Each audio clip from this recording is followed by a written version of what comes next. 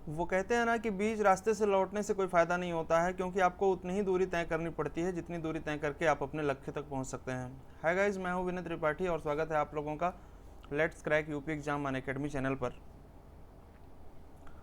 यदि आप लोगों ने यह तय कर लिया है कि आपको तैयारी करनी है तो निश्चित रूप से आपको अब वापस हटने की ज़रूरत नहीं है, पीछे हटने की ज़रूरत नहीं है।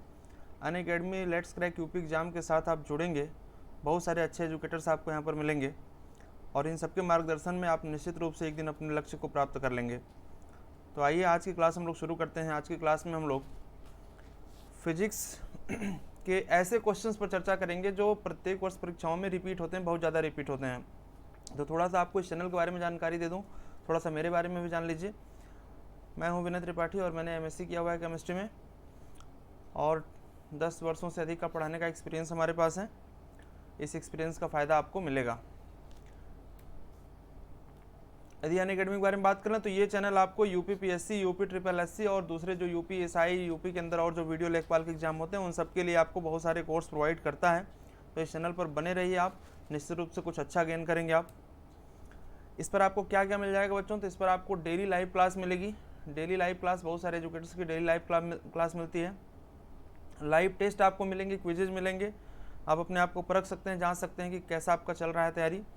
स्ट्रक्चर्ड कोर्सेज मिलेंगे, बिल्कुल सिस्टमेटिक कोर्सेज मिलेंगे। तो ये एक बार आप ज्वाइन करते हैं तो आप बिल्कुल सिस्टमेटिक तरीके से अपनी क्लास को कंटिन्यू कर पाएंगे। और सबसे बड़ी बात क्या है कि अनलिमिटेड एक्सेस मिलेंगे, एक वीडियो को आप जितनी बार चाहें उतनी बार देख सकते हैं। बच्चों मैं तो यहाँ पर आपको पढ़ाता हूँ और मेरे जैसे बहुत सारे और अच्छे एजुकेटर्स यहाँ पढ़ाते हैं, आप इनके बारे में यहाँ से देख सकते हैं।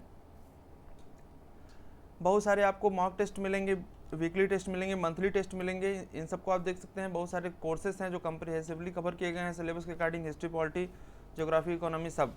अब सवाल ये उठता है कि सर आप कैसे मैं यहाँ पर रजिस्टर कर सकता हूँ। तो बच्चों आप लोगों को रजिस्टर करने के लिए कुछ नहीं करना है, सिंपली अपना फ़ोन उठाइए और आराम से उसमें अनअकैडमी लर्निंग ऐप डाउनलोड करिए। ये ऐप आपको दिख रहा है, लर्निंग ऐप डाउनलोड करिए और लर्निंग ऐप डाउनलोड करके उसको अपने मोबाइल नंबर या जीमेल आईडी से रजिस्टर कर लीजिए। बच्चों यदि फीस की बात की जाए तो यहाँ पर जो कोर्स हम ऑफर कर रहे हैं यूपी पीसीएस के लिए ध्यान दीजिएगा। यदि मेरे साथ आप कंटिन्यू करते हैं तो यूपी पीसीएस 2020 या 2020 में यदि आपने फॉर्म भरा है तो वेल एंड गुड, नहीं भरा तो 2021 टारगेट कर सकते हैं। एक साल का कोर्स यदि आप ज्वाइन करना चाहते हैं तो मात्र और मात्र 7,000 रुपये में हम आपको प्रोवाइड करते हैं और थोड़ा सा डिस्काउंट आपको मिल जाएगा यदि आप मेरा ये कोड यूज़ करेंगे VKT10, तो ये केवल और केवल 6300 में होगा। 10% का इंस्टेंट डिस्काउंट आपको मिल जाएगा। और साथियों यदि यूपी पीसीएस की तैयारी करनी है तो कम से कम 2 साल का कोर्स आपको ज्वाइन करना चाहिए, क्योंकि 2 साल लग जाते हैं लगभग प्री कम मेंस की तैयारी में। तो इसके लिए आपको 8400 रुपीज़ का एक कोर्स है ये हमारा 24 महीने का, और इस पर भी 10% का डिस्काउंट हो जाएगा और आफ्टर डिस्काउंट हो जाएगा 7,560 रुपये का। बच्चों ये बात हो गई फीस की। अब आइए आज की हम लोग क्लास शुरू करते हैं सीधे सीधे, जिसके लिए आप लोग यहाँ पर ज्वाइन हुए हैं। ठीक है, तो साथियों सबसे पहले आपको मैं एकदम कंफर्म कर देता हूँ कि आप पेन ले लीजिए, पेपर ले लीजिए और नोट करने की टेंडेंसी में बैठिए, क्योंकि हमारी जो क्लास होंगी वो बहुत ही ज़्यादा आपके लिए महत्वपूर्ण होंगी। निश्चित रूप से इससे आपको बहुत सारे क्वेश्चंस मिलेंगे, और डायरेक्ट आपके एग्जाम में मिलेंगे। अब पहला क्वेश्चन हम लोग डिस्कस करते हैं आज का। पहला क्वेश्चन आप देखिए क्या लिखा हुआ है। पहले क्वेश्चन को देखें, यदि पढ़ें तो लिखा हुआ है ऑन विच प्रिंसिपल। अच्छा ध्यान दीजिएगा कि आज जो भी हम क्वेश्चन डिस्कस करने जा रहे हैं वो फिजिक्स के होंगे और बहुत ही आराम से डिस्कस करेंगे। यदि कोई परेशानी होती है आप मुझे कमेंट करके बता सकते हैं। यदि आपको कोर्स को खरीदने में या समझने में कोई प्रॉब्लम होती है तो आप मेरे नंबर पर भी मुझे मैसेज वगैरह कर सकते हैं, बता सकते हैं, मैं आपको गाइड कर दूंगा। बाकी अनअकैडमी टीम आपको गाइड कर देगी। जो भी आपको समस्या हो आप मुझे बता सकते हैं पर्सनल गाइडेंस के लिए भी। ठीक है, फाइन, आगे बढ़ते हैं बच्चों। पहला क्वेश्चन हम हिट करते हैं। क्वेश्चन क्या कह रहा है कि on which principle does the light fibre work. मतलब जो प्रकाश तंतु होता है, प्रकाश तंतु या प्रकाशिक तंतु कहते हैं, ये क्वेश्चन यकीन मानिए बहुत बार रिपीट हुआ है कि प्रकाशिक तंतु किस सिद्धांत पर काम करता है। ऑप्टिकल फाइबर जिसे आप एक्चुअली कहते हैं, ऑप्टिकल फाइबर कहते हैं इसे। आजकल की दुनिया में इसका बहुत ज़्यादा यूज बढ़ा हुआ है, क्योंकि ऑप्टिकल फाइबर के प्रिंसिपल कौन सा होता है, इसका यूज करके ही हम ब्रॉडबैंड कनेक्शन यूज कर पाते हैं, हाई स्पीड जो ब्रॉडबैंड कनेक्शन आप यूज करते हैं। तो जैसा कि आप लोगों ने कमेंट में आंसर बता दिया होगा, मुझे पता है, इसका करेक्ट आंसर तो होगा टोटल इंटरनल रिफ्लेक्शन, जिसे आप TIR भी कहते हैं। लेकिन थोड़ा सा हम लोग ये समझ लेते हैं कि आखिर यूपी पीएससी TIR पर प्रत्येक वर्ष क्वेश्चन पूछती है, तो यदि TIR पर ये क्वेश्चन ना आए तो इसके अलावा कौन कौन सा क्वेश्चन और बन सकता है। देखिए बेटा TIR क्या होता है ये जब मैं अपनी रेगुलर कोर्स फिजिक्स की शुरू करूंगा तो उसमें तो आपको एक्सप्लेन करूंगा ही करूंगा, लेकिन यहाँ पर मैं थोड़ा सा आपको ब्रीफ कर देता हूँ कि पूर्ण आंतरिक परावर्तन या टोटल इंटरनल रिफ्लेक्शन किसे कहते हैं। डिफिनीशन ये कहती है कि जब प्रकाश किरणें एक सघन माध्यम से विरल माध्यम में प्रवेश करने की कोशिश करती हैं और प्रवेश ना करके पुनः उसी माध्यम में वापस मुड़ जाती हैं, उसे हम लोग पूर्ण आंतरिक परावर्तन कहते हैं। ध्यान दीजिएगा, एक नेसेसरी कंडीशन है कि ऐसा तभी होगा जब लाइट ट्रेवल कर रही हो कहाँ, हाई डेंसिटी से लो डेंसिटी मीडियम में। यदि इसके बाद हम देखें कि इस पर क्वेश्चन क्या क्या बनता है, तो देखिए 4 क्वेश्चन बिल्कुल सेट हैं जिनसे प्रत्येक वर्ष आप देखेंगे तो यूपीपीसीएस घुमा फिरा करके क्वेश्चन पूछ लेती है। एक तो क्वेश्चन पूछते हैं कि हीरे का चमकना किस सिद्धांत पर काम करता है, तो वो भी आपका TIR पर काम करता है, हीरे का चमकना। दूसरा क्वेश्चन पूछते हैं कि मृग मरीचिका या मिराज फॉर्मेशन, मिराज आप देखते होंगे रेगिस्तान में या सड़कों पर जो पानी जैसा कुछ बन जाता है उसे मिराज कहते हैं, और इसे हिंदी में मृग मरीचिका कहते हैं, मृग मरीचिका। तो मृग मरीचिका से क्वेश्चन आ सकता है, या फिर मृग मरीचिका से क्वेश्चन आ सकता है, या फिर हीरे के चमकने से आ सकता है, और या फिर प्रकाशिक तंतु किस सिद्धांत पर काम करता है उससे क्वेश्चन आ सकता है। ध्यान दीजिएगा, ये इस सब का आंसर क्या होगा, टोटल इंटरनल रिफ्लेक्शन। और एक लास्ट ऑप्शन इस पर बनता है क्वेश्चन का, वो क्या बनता है, आपने नाम सुना होगा एंडोस्कोप का। एंडोस्कोपी, जब हमारे गले में या हमारे पेट में कोई प्रॉब्लम हो जाती है और डॉक्टर उसको ठीक ठीक देखना चाहते हैं तो वो एंडोस्कोपी कराते हैं। तो एंडोस्कोप का भी जो सिद्धांत होता है बेटा वो क्या होता है, टोटल इंटरनल रिफ्लेक्शन। यदि मैं बात करूं आपसे पूर्ण आंतरिक परावर्तन पर, तो यहाँ आप देख पा रहे हैं आपको ये 4 ऑप्शन मिल रहे हैं। ऑप्टिकल फाइबर का जो प्रिंसिपल है वो भी TIR है, हीरे के चमकने का जो प्रिंसिपल है वो भी TIR है, मिराज फॉर्मेशन TIR के कारण होगी, और एंडोस्कोपी, इनमें से कोई ना कोई एक प्रत्येक वर्ष यूपीपीसीएस में आ जाता है। थोड़ा सा हम लोग बाकी के ऑप्शंस पर भी विचार कर लेते हैं क्योंकि ऑप्शंस बड़े इंटरेस्टिंग हैं। देखिए, इंटरफेरेंस की हिंदी होती है व्यतिकरण। बेटा यहाँ पर 2 क्वेश्चन बन सकते हैं। सबसे पहला क्वेश्चन आपको ये बन सकता है कि जब भी आप देखते होंगे कि पानी की सतह पर यदि तेल की बूंदें वगैरह गिरी हों तो थोड़ी सी चमक वहाँ पर उत्पन्न हो जाती है, तो वो व्यतिकरण के कारण होती है। जैसे आप नोटिस करेंगे बरसात के मौसम में सड़कों पर यदि पेट्रोल डीजल कुछ गिरा होता है और हल्की सी रोशनी आती है तो वहाँ पर चमक उत्पन्न होती है, तो ये भी इंटरफेरेंस के कारण ही हो रहा है। दूसरा, आप यहाँ पर एक इंपॉर्टेंट क्वेश्चन देख सकते हैं कि साबुन के बुलबुले पर जो चमक आप देखते हैं, जैसे साबुन का बबल यदि आप बनाते हैं और धूप में उसे देखिए तो साबुन के बुलबुले पर जो रंग दिखाई देता है, साबुन के बुलबुले पर रंग, तो ये रंग भी आपका प्रकाश के व्यतिकरण के कारण होता है। ठीक है, अब अच्छा बात कर लें आपसे डिफ्रैक्शन और रिफ्रैक्शन, विवर्तन और अपवर्तन। तो यहाँ पर थोड़ा सा आप ध्यान दीजिएगा, जो CD कैसेट या DVD कैसेट आप यूज किया करते थे या जो आप 3D होलोग्राम यूज करते हैं, उन सब पर जो चमक होती है, जो रंग बनते हैं, मेनली वो डिफ्रैक्शन के कारण बनते हैं। और यदि रिफ्रैक्शन की बात कर लें तो रिफ्रैक्शन बड़ा सिंपल कॉन्सेप्ट है। इसका आप एग्जांपल ले सकते हैं, जो स्टार की ट्विंकलिंग है या तारों का टिमटिमाना है, तारों का टिमटिमाना जो होता है वो एटमॉस्फेरिक रिफ्रैक्शन के कारण ही होता है, तारों का टिमटिमाना। तो इन सब में से कुछ न कुछ क्वेश्चन आपको एग्जाम में मिल जाएंगे। प्रत्येक वर्ष प्रकाश चैप्टर से क्वेश्चन आते हैं, तो इतना इस क्वेश्चन के माध्यम से सफिशियंट है, और बाकी डिटेल आगे की क्लासेस में आपको मिलती रहेंगी। अगले क्वेश्चन पर चलते हैं बेटा। ये बहुत इंपॉर्टेंट क्वेश्चन है, आए दिन इससे सवाल पूछे जाते हैं, और मैं दावे के साथ कह सकता हूँ कि यदि लाइट चैप्टर से क्वेश्चन बनते हैं तो यही सब बनते हैं, अदरवाइज नहीं बनते हैं। ठीक है, तो बिल्कुल नोट्स बनाते रहिए और कमेंट में आंसर भी करते रहिए। चलिए जल्दी से कमेंट में आंसर करेंगे आप लोग कि दृश्य प्रकाश में सबसे कम तरंग दैर्ध्य वाला रंग है। Which of the following light colour has shortest wavelength in visible light. Visible light के अंदर देखिए आप लोगों को पता होगा, यदि नहीं पता है तो मैं बता देता हूँ। जब भी प्रकाश की श्वेत किरणें किसी प्रिज्म से गुजरती हैं तो वो 7 रंगों में विभक्त हो जाती है ना, 7 रंगों में विभक्त हो जाती हैं। और ये 7 रंगों को देखने के लिए आपको बाहर एक स्क्रीन लगानी पड़ती है। इन 7 रंगों को देखने के लिए बाहर आपको एक स्क्रीन लगानी पड़ती है, और जब आप इस स्क्रीन पर 7 रंगों को देखते हैं तो एक कलर ऑर्डर मिलता है, रंगों का एक क्रम मिलता है, जिसे हम लोग क्या कहते हैं बच्चा, विबग्योर कहते हैं। VIBGYOR. V stand for violet, I stand for indigo, B stand for blue, G stand for green, Y for yellow, O for orange and R for red. इसमें आपको ध्यान क्या रखना है कि जैसे जैसे आप ऊपर की तरफ बढ़ते हैं, ये बहुत इंपॉर्टेंट टॉपिक है, ध्यान दीजिएगा पूरा। जैसे जैसे आप ऊपर की तरफ बढ़ते हैं वेव लेंथ बढ़ती चली जाती है, तरंग दैर्ध्य बढ़ती चली जाती है। इसका मतलब है कि सबसे अधिक वेवलेंथ किसकी होगी, रेड कलर की, मैक्सिमम वेवलेंथ होगी, मैक्सिमम वेवलेंथ होगी इसकी। और सबसे कम किसकी होगी, मिनिमम किसकी होगी, वायलेट की होगी।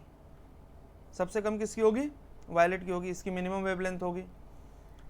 तो लाल रंग का तरंग दैर्ध्य सबसे अधिक होता है, इस वजह से सबसे दूर से दिखाई देता है, इसीलिए खतरे के निशान भी कैसे बनाए, लाल रंग से बनाए जाते हैं।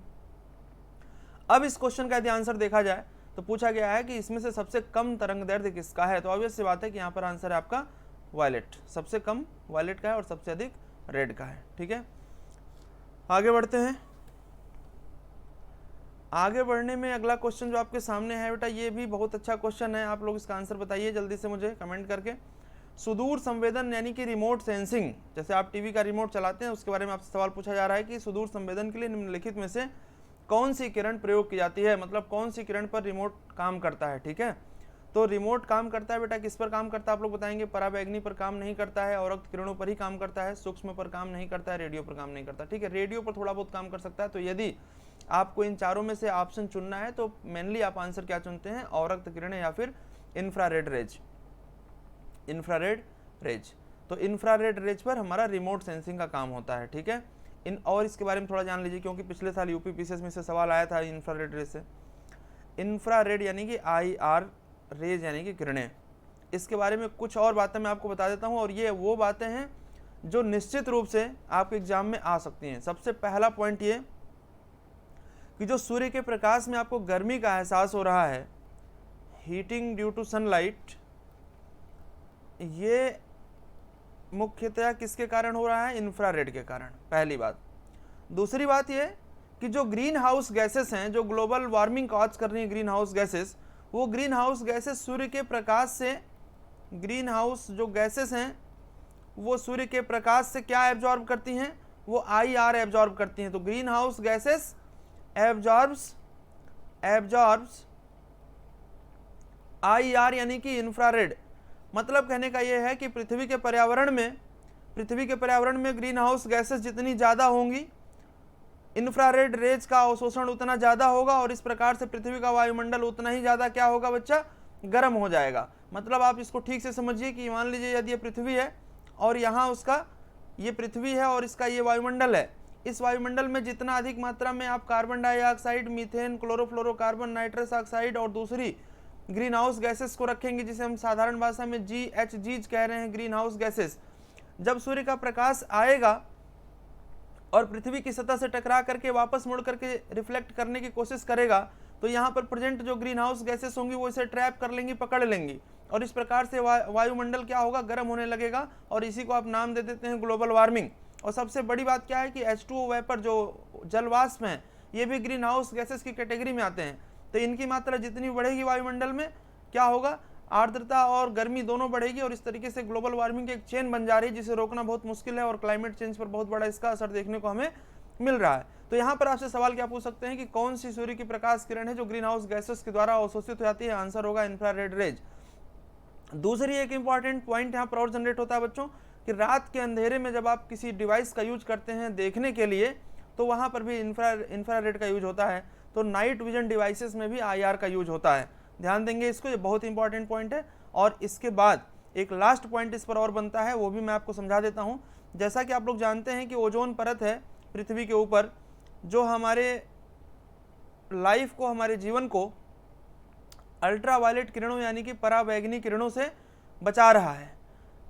एक्चुअल में क्या होता है बेटा, जब ये अल्ट्रावायलेट किरणें ओजोन परत से गुजरती हैं, तो ओजोन परत से गुजरने के बाद ये इंफ्रारेड में ही कन्वर्ट हो जाती हैं, यानी कि इनका एनर्जी लेवल कम हो जाता है, इनकी फ्रीक्वेंसी कम हो जाती है, और इनका तरंग दैर्ध्य बढ़ जाता है। आगे जब हम रेगुलर क्लास फिजिक्स की लेंगे तो आपको डिटेल में बताएंगे कि कैसे ये हो रहा है। ठीक है, फिलहाल यहाँ पर आप ये समझ लीजिएगा कि ओजोन परत से गुजरने के बाद, O3 से गुजरने के बाद जो अल्ट्रावायलेट रेज हैं वो इंफ्रारेड में कन्वर्ट हो जाती हैं। ये क्वेश्चन भी एग्जाम में आ सकता है। तो इस क्वेश्चन के लिए इतना सफिशियंट था। आगे बढ़ते हैं दूसरे क्वेश्चन की तरफ।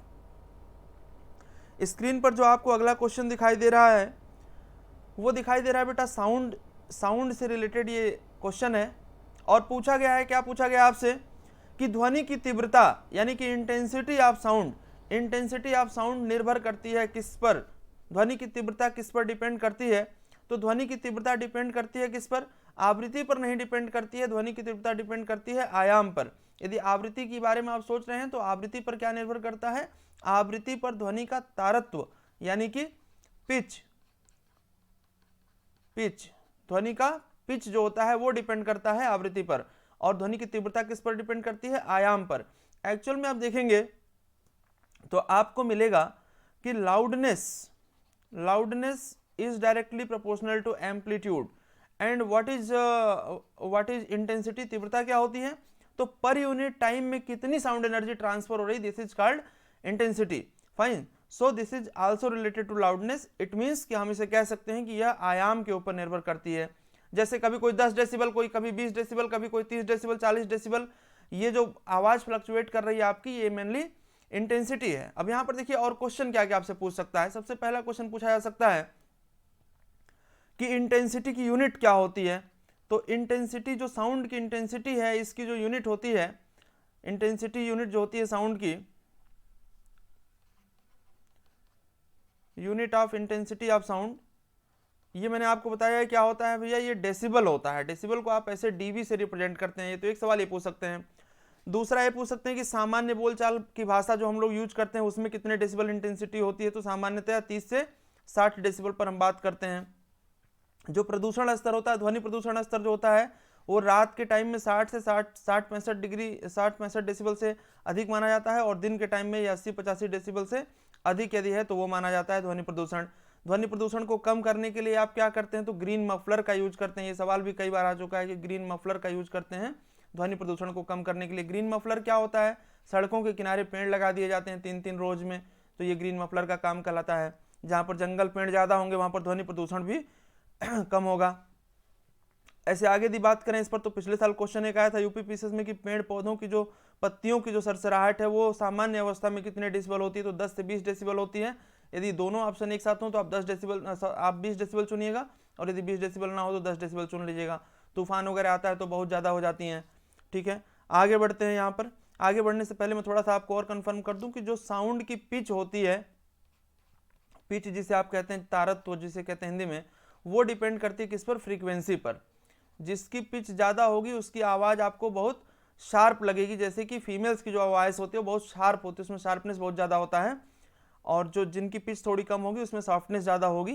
राइट, तो याद रखिएगा कि मेल की पिच कम होती है और फीमेल की पिच थोड़ी ज़्यादा होती है। ठीक है, आगे बढ़ते हैं।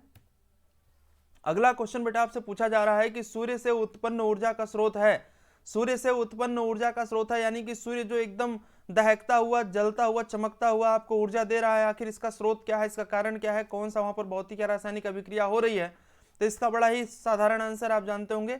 करेक्ट आंसर है न्यूक्लियर फ्यूजन, यानी कि नाभिकीय संलयन। नाभिकीय विखंडन नहीं, लेकिन ध्यान दीजिएगा यदि आपसे यहाँ पर क्वेश्चन ये पूछा जाए कि हाइड्रोजन बम का सिद्धांत क्या है, तो उसका भी आंसर होगा नाभिकीय संलयन, और परमाणु बम का सिद्धांत पूछा तो आंसर होगा नाभिकीय विखंडन। ध्यान ये देना है कि सूर्य जैसे हजारों करोड़ों तारे हैं स्पेस के अंदर, अंतरिक्ष के अंदर, जहां पर क्या हो रहा है, नाभिकीय संलयन हो रहा है, और उस नाभिकीय संलयन के कारण हमें आपको ऊर्जा मिल रही है। और नाभिकीय संलयन में मुख्यतः किसका संलयन हो रहा है, संलयन का मतलब होता है मिलना, तो ये हाइड्रोजन से मिल रहा है और हाइड्रोजन हीलियम से मिल रहा है, यानी कि हाइड्रोजन हीलियम का संलयन हो रहा है, जिसके कारण अपार ऊर्जा उत्पन्न हो रही है। तो सूर्य से उत्पन्न ऊर्जा का कारण क्या है, नाभिकीय संलयन है। नाभिकीय विखंडन पर क्या सवाल पूछ सकते हैं, ये परमाणु बम का सिद्धांत होता है, एटम बम का सिद्धांत होता है, मुख्यतः ये सवाल पूछ सकते हैं। प्रकाश विद्युत प्रभाव से क्या सवाल पूछ सकते हैं, गारंटी लिख के ले लीजिए, यदि इस पर बात बनती है तो ये मोस्ट इंपॉर्टेंट क्वेश्चन बन सकता है। आइंस्टीन को जो नोबेल प्राइज मिला था बेटा, यूपीपीसीएस ने कई बार सवाल पूछा है। अभी मैं यदि आपसे पूछ दूं ना कि आइंस्टीन को नोबेल प्राइज किसके लिए मिला था, तो आप में से ज्यादातर लोग बता देते हैं कि सर E=mc² के लिए। नहीं, वो गलत है, आपने गलत पढ़ लिया है, आपने भावनाओं में आकर के जवाब दे दिया E=mc²। तो परीक्षा हाल हो या जीवन, दोनों में आपको क्या संभालना है, अपने इमोशन को कंट्रोल करना, भावनाओं को संभालना है, क्योंकि भावनाएं ही बहुत ज्यादा खेल करती हैं। तो यहाँ पर बेटा बात करेंगे कि प्रकाश विद्युत प्रभाव जो है फोटो इलेक्ट्रिक इफेक्ट कहते हैं, इसके लिए आइंस्टीन को नोबेल प्राइज मिला था 1921 में। ये क्वेश्चन बहुत बार पूछा गया, नोबेल प्राइज किसको मिला था, अल्बर्ट आइंस्टीन को मिला था, अल्बर्ट आइंस्टीन को मिला था, और 1921 में डिक्लेयर कर दिया गया था, 1922 में रिसीव हुआ था। तो ये क्वेश्चन यहाँ से बन सकता है। इसके तीनों ऑप्शंस को मैंने ओपन कर दिया है, ध्यान दीजिएगा। यहाँ पर बहुत ही महत्वपूर्ण क्वेश्चन है सारे के सारे, कहीं से आप कंफ्यूज नहीं होंगे। यदि कोई कंफ्यूजन होता है तो मुझे कमेंट करके या मैसेज करके बताइएगा, मैंने वीडियो के स्टार्टिंग में नंबर अपना दिया था आपको। आगे बढ़ते हम लोग अगले क्वेश्चन की तरफ। एकदम अपनी ऊर्जा बनाए रखिए और नोट्स जो है लिखते रहिए, बिना नोट्स के कुछ नहीं होगा। एग्जाम से पहले वाली जो कयामत की रात होती है, उस कयामत की रात में वही 4 पन्ने काम आते हैं जिससे 20 क्वेश्चन, 25 क्वेश्चन, 30 क्वेश्चन मिलते हैं परीक्षाओं में। तो उस कयामत की रात को याद करते रहिए और अपनी तैयारी करते रहिए। यदि यूपी पीसीएस की बात करें इस साल, तो 11 अक्टूबर 2020। बेटा आगे बात करते हैं हम लोग। अगला जो हमारा क्वेश्चन है, अगला क्वेश्चन हमारा क्या है कि Indian institute of remote sensing स्थित है। बहुत इंपॉर्टेंट है, इसे इंग्लिश में IIRS कहते हैं। देखिए IIRS कई बार सवाल पूछा गया है। Indian institute of remote sensing is located in, कहाँ पर है? तो सीधा सीधा आंसर इसका मैं आपको बता देता हूँ, आप लोग भी कमेंट करके मुझे बता सकते हैं जल्दी से कहाँ है, या जल्दी बताइए कमेंट करके। तो इसका जो करेक्ट आंसर होगा वो होगा सर देहरादून में है, देहरादून में, ठीक है, देहरादून में हमारा IIRS है, हैदराबाद में नहीं है। श्रीहरिकोटा से सवाल पूछा जाएगा तो यहाँ पर क्या है भाई, यहाँ पर SDSC या शार है, जिसे आप कहते हैं श्रीहरिकोटा स्पेस रेंज जो हमारा है, जहाँ से हम अपनी सैटेलाइट्स को लॉन्च करते हैं। Satish Dhawan space centre SDSC Sriharikota island पर है। और ये कहाँ पर है? पुलिकट झील के पास, आंध्र प्रदेश में है। आंध्र प्रदेश और तमिलनाडु के बीच में। टेरिटोरियल राइट किसका है? तो ये आंध्र प्रदेश का है, ठीक है। Indian institute of remote sensing से हम बहुत सारा कुछ रिमोट सेंसिंग का काम अपना कर रहे होते हैं। बेटा आगे बढ़ते हैं। इससे पहले मैंने ऑलरेडी क्लियर कर रखा है आपको कि जो रिमोट सेंसिंग हम करते हैं मुख्यतया वो इंफ्रारेड के आधार पर करते हैं। आगे बढ़ते हैं। क्वेश्चन पूछा जा रहा है आपसे कि किस सिद्धांत पर जेट इंजन काम करता है। बहुत ही अच्छा क्वेश्चन है, किस सिद्धांत पर जेट इंजन काम करता है। यदि जेट इंजन के बारे में आपको पता ही नहीं रहेगा तो आप कहां से आंसर बता देंगे। देखिए मैं थोड़ा सा आपको क्लियर कर देता हूं। जितनी भी हवाई जहाजें बनी हुई हैं, इन सब हवाई जहाजों में मुख्यतया जो इंजन लगे हुए हैं वो एक प्रकार के जेट इंजन होते हैं, एक प्रकार के जेट इंजन होते हैं, ठीक है। जेट इंजन के कई वेरिएंट होते हैं, जैसे कि टर्बो जेट आपने नाम सुना होगा, टर्बो जेट होता है, स्क्रैम जेट होता है, रैम जेट इंजन होते हैं, रैम जेट इंजन होते हैं, स्क्रैम जेट इंजन होते हैं। इन सब इंजन में स्पीड और थ्रस्ट का अंतर है। जब मैं अपनी साइंस टेक की डिटेल क्लास पेड कोर्सेज में यहाँ पर लेना शुरू करूंगा तो वहाँ पर आपको डिटेल में पढ़ाऊंगा कि टर्बो जेट, रैम जेट और स्क्रैम जेट क्या होते हैं। फिलहाल ये जान लीजिए कि जैसे जैसे आपको हवाई जहाज की स्पीड बढ़ानी है, आपको इंजन ट्रांसफॉर्म करना पड़ेगा, इंजन बदलना पड़ेगा। मतलब कि टर्बो जेट, रैम जेट जो है वो टर्बो जेट से ज़्यादा पावरफुल होगा, स्पीड ज़्यादा मेंटेन करेगा, और स्क्रैम जेट जो होगा वो रैम जेट जैसे ज़्यादा होगा। मतलब कहने का यह है कि यदि आप अपनी जहाज को सुपरसोनिक स्पीड पर चलाना चाहते हैं तो आपको रैमजेट इंजन चाहिए होगा, और यदि हाइपरसोनिक स्पीड पर ले जाना चाहते हैं तो आपको स्क्रैमजेट इंजन चाहिए होगा। ये सब बातें बाद में होंगी। फिलहाल यहाँ पर जो आपके सामने क्वेश्चन है वो सीधा सीधा इसका आंसर समझ लीजिए। कोणीय संवेग संरक्षण सिद्धांत, रेखीय संवेग संरक्षण सिद्धांत, यानी कि लीनियर कंजर्वेशन ऑफ मोमेंटम पर ये काम करता है। लीनियर कंजर्वेशन ऑफ मोमेंटम पर बहुत इंपॉर्टेंट क्वेश्चन है, कई बार रिपीट कर चुका है। बाकी आप द्रव्यमान ऊर्जा और कोणीय संवेग संरक्षण के सिद्धांत को देख लीजिएगा, इन पर भी लगातार सवाल पूछे गए हैं, ठीक है। आगे बढ़ते बेटा हम लोग। अगेन ये क्वेश्चन बहुत महत्वपूर्ण है, इलेक्ट्रिसिटी चैप्टर से है, वैद्युत चैप्टर से है। पूछा जा रहा है कि प्रत्यावर्ती विद्युत धारा को दिष्ट विद्युत धारा में, मतलब कि एसी करंट को डीसी करंट में कन्वर्ट करना है। एसी करंट को डीसी करंट में कन्वर्ट करना है। कौन सी डिवाइस से कन्वर्ट करेंगे? एसी करंट को डीसी में कन्वर्ट करना है। डायनेमो से करेंगे, मोटर से करेंगे, ट्रांसफार्मर से करेंगे, रेक्टिफायर से करेंगे। ध्यान दीजिएगा, आप में से मैक्सिमम लोग इसका आंसर ट्रांसफार्मर बता देते हैं, जो कि गलत आंसर होता है।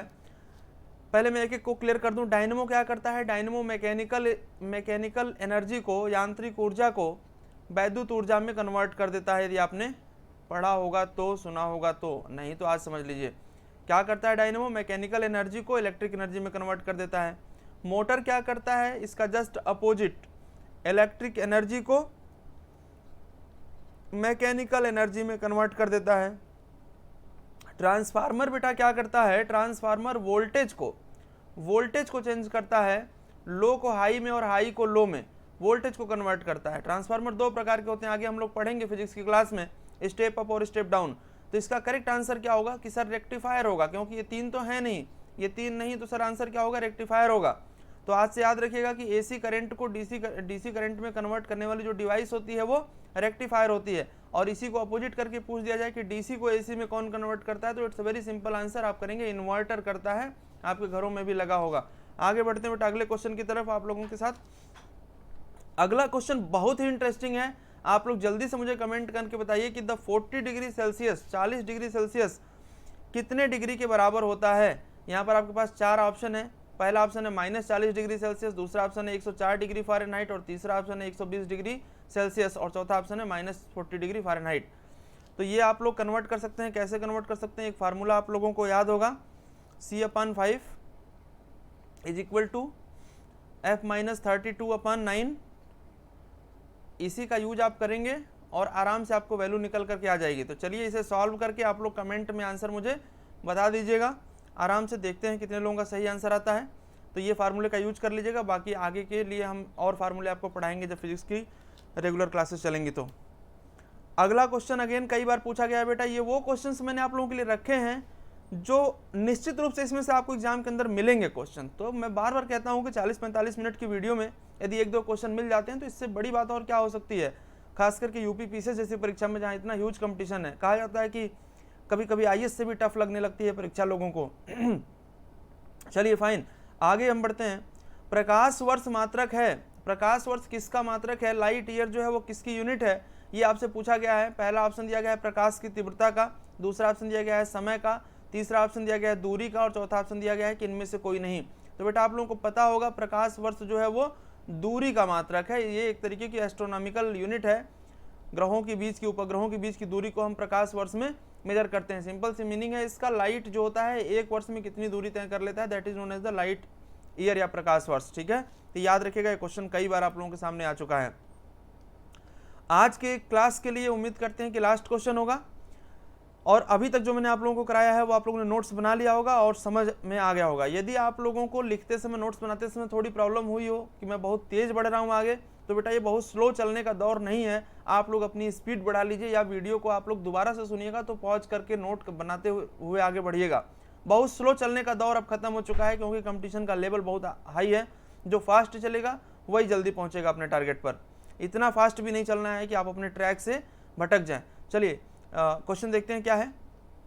निम्नलिखित में से कौन ध्वनि के परावर्तन के सिद्धांत पर काम करता है, निम्नलिखित में से कौन ध्वनि के परावर्तन पर काम करता है, मतलब यानी कि कौन सा ऐसा इसमें से डिवाइस है, जो 4 डिवाइस आपके सामने बताए गए हैं ऑप्शन में, कौन जो है वो रिफ्लेक्शन ऑफ साउंड के प्रिंसिपल पर काम करता है। Which of the following works on the principle of reflection of sound. पहला ऑप्शन दिया गया है सोनार, दूसरा ऑप्शन दिया गया है लिडार, तीसरा ऑप्शन रेडार और चौथा कहा जा रहा है ऑल ऑफ द अबव। तो ध्यान दीजिए, ऑल ऑफ द अबव आप आंसर तभी कर सकते हैं जब सब पर आप कंफर्म हो। तो थोड़ा सा मैं तीनों के बारे में आपको हल्का हल्का बताता हूँ। सोनार का फुल फॉर्म होता है साउंड नेविगेशन एंड रेंजिंग। ध्यान दीजिएगा, साउंड नेविगेशन एंड रेंजिंग। और यदि बात करें लिडार का तो ये होता है इसका full form light detection and ranging, light detection and ranging, light detection and ranging. और बात करें आपसे रेडार का तो radio detection and ranging, radio detection and ranging. तो नाम से ही देखो क्लियर हो रहा है, यदि आप थोड़ा बहुत भी दिमाग लगा रहे हो, कि जो रेडार है वो किस पर आधारित है, रेडियो वेव पर है, जो लिडार है वो किस पर है, लाइट वेव पर है, और जो सोनार है वो किस पर है, साउंड वेव पर है। तो ऑब्वियस सी बात है कि साउंड वेव के रिफ्लेक्शन पर काम करता है सोनार। अब सोनार से सवाल आपसे भी पूछा सकता है कि सोनार जिस साउंड वेव पर काम करता है वो मेनली कौन सा साउंड वेव होता है, आंसर होगा अल्ट्रासाउंड वेव होगा। अल्ट्रासाउंड वेव पर काम करता है। इसका प्रिंसिपल क्या होता है, रिफ्लेक्शन का होता है। मैंने आपको बता दिया रिफ्लेक्शन ऑफ साउंड होता है। और स्पेस में आप इसका यूज नहीं कर सकते हैं, you can not use Sonar in the space, क्योंकि वहाँ पर मीडियम नहीं होता। और आपने पढ़ा होगा ध्वनि तरंगें सदैव एक माध्यम में यात्रा करती हैं। लिडार रेडार का एक अच्छा विकल्प हो सकता है। लिडार के बारे में डिटेल बात करेंगे क्लासेस में, आगे की क्लासेस में। रेडार का यूज सामान्यतः आप जानते हैं कि सर्विलांस वगैरह के लिए हम लोग करते हैं, रेडियो वेव पर आधारित होता है। तो आज के लिए इतना ही। एक क्वेश्चन और है, इसको भी देख लीजिए आप लोग। क्वेश्चन ये भी बहुत बार पूछा गया है कि अंतरिक्ष यात्री को आसमान का रंग कैसा दिखाई देता है। तो आप लोग आंसर तो इसका जानते होंगे, यदि नहीं जानते तो मैं बता देता हूँ, लेकिन उस आंसर के पीछे एक्सप्लेनेशन क्या है। देखिए, अंतरिक्ष यात्री को आसमान का रंग ब्लैक दिखाई देता है। तो ना रेड होता है, ना ब्लू होता है, ना स्काई ब्लू होता है। आंसर इसका क्या होगा, नन ऑफ द अबव। इसको ब्लैक दिखाई देता है। अब सवाल उठता है कि सर ब्लैक क्यों दिखाई देता है। तो उससे पहले हमें समझना पड़ेगा कि हमें आपको जमीन से जब हम देखते हैं तो हमें आपको आसमान का रंग स्काई ब्लू क्यों दिखाई देता है। स्काई ब्लू हमें दिखाई देता है, आप जानते होंगे प्रकाश की एक घटना होती है स्कैटरिंग। स्कैटरिंग के कारण, जिसे इंग्लिश में आप स्कैटरिंग कहते हैं और हिंदी में आप प्रकीर्णन कहते हैं। तो आसमान का रंग नीला हमें क्यों दिखाई दे रहा है? प्रकीर्णन के कारण। और ये प्रकीर्णन कहाँ पर हो रहा है? वायुमंडल में। वायुमंडल में जैसे ही आप वायुमंडल से बाहर निकल जाएंगे, अंतरिक्ष में पहुंच जाएंगे, वहां पर कोई वायुमंडल ही नहीं है, तो स्कैटरिंग भी नहीं होगी। इस कारण से आपको आसमान का रंग कैसा दिखाई देगा? काला दिखाई देगा। तो ये भी बहुत बार क्वेश्चन पूछा गया है बच्चों। तो आज की क्लास हो गई आप लोगों की, इसमें से 2-3 क्वेश्चन जरूर मिलेंगे। थैंक यू वेरी मच, बहुत अच्छा लगा आप लोगों को पढ़ा करके, मुझे बहुत अच्छा पढ़ते हैं आप लोग। कोई भी क्वेश्चन हो, डाउट हो, मैं बार बार कह रहा हूँ कि आप डायरेक्टली मैसेज करके अपने आप को आश्वस्त करिए कि आप सही जगह पर पढ़ रहे हैं, गलत जगह पर नहीं पढ़ रहे हैं। क्योंकि आज यूट्यूब के दौर में ये बहुत बड़ा भटकाव की स्थिति बना हुआ कि हम कहाँ पढ़ें। ऐसे में अनअकैडमी हिंदुस्तान का बहुत अच्छा प्लेटफॉर्म है। आपको कोई भी कोर्स ज्वाइन करना है अनअकैडमी पर, यदि आप डिस्काउंट चाहते हैं तो मेरा VKT10 कोड उसमें एंटर करिए, आपको डिस्काउंट मिल जाएगा। और आगे चाहते हैं कि जब ऐसे वीडियो आएँ तो उसके लिए आपको नोटिफिकेशन आ जाए, इसके लिए आप चैनल को सब्सक्राइब करके वहाँ पर बेल आइकन प्रेस कर दीजिए। चलिए, बहुत धन्यवाद, थैंक यू वेरी मच।